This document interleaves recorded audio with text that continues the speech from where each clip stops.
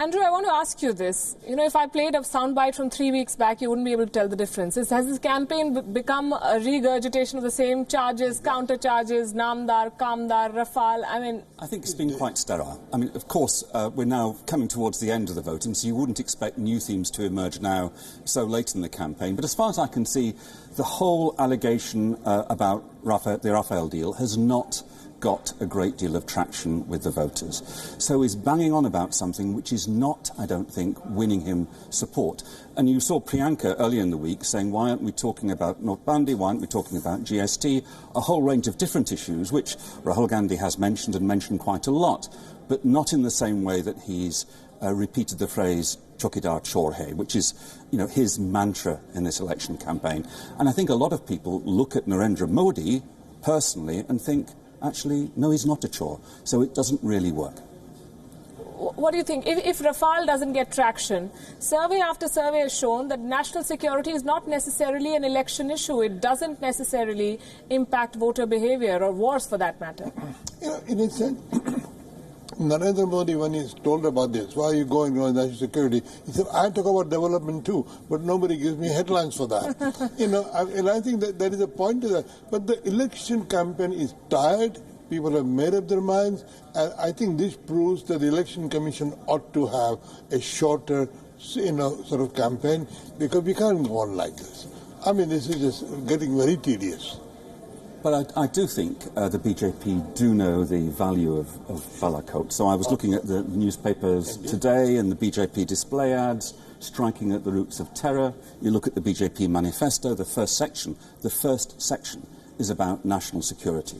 So this is something that they've made the most of, and it's very difficult for an opposition party to challenge them. But that's where the numbers come in, that's where the records come in. They may be operating, all of us for that matter, may be operating in an echo chamber. Right after the Kargil war, the BJP's tally did not improve. No, and I don't know how many people who wouldn't vote for the BJP are going to vote for them because of the national security issue. But even if it's just one voter in 50, an extra 2% on the BJP's national standing, that would matter.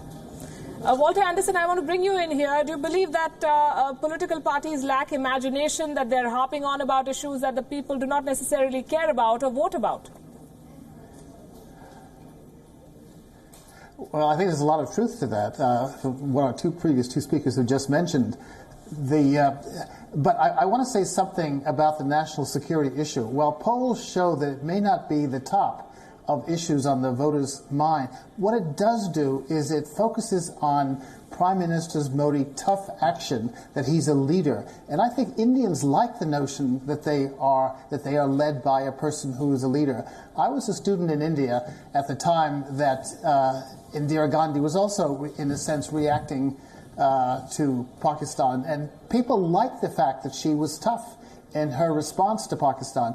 And I suspect that that's what's behind the BJP pushing Modi as a person. It has become something of a presidential campaign. And to be quite frank, the Congress is itself making it part of a presidential campaign by the attacks on Modi and then focusing Modi versus Rahul Gandhi. And on that, I suspect that Modi comes off far the better. You gave a couple of clips of Prime Minister Modi giving a speaking engagement.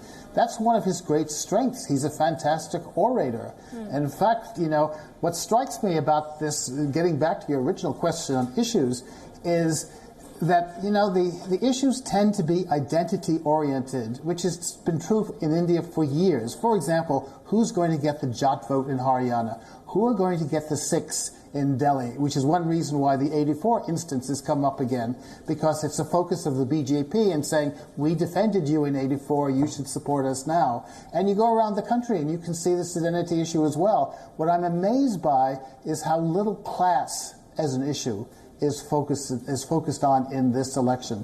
It's very heavily identity issue, and the two leading figures for the prime ministership, Modi on the one hand, Rahul Gandhi on the other. So coming back to national security, Andrew, what I want to ask is that has the BJP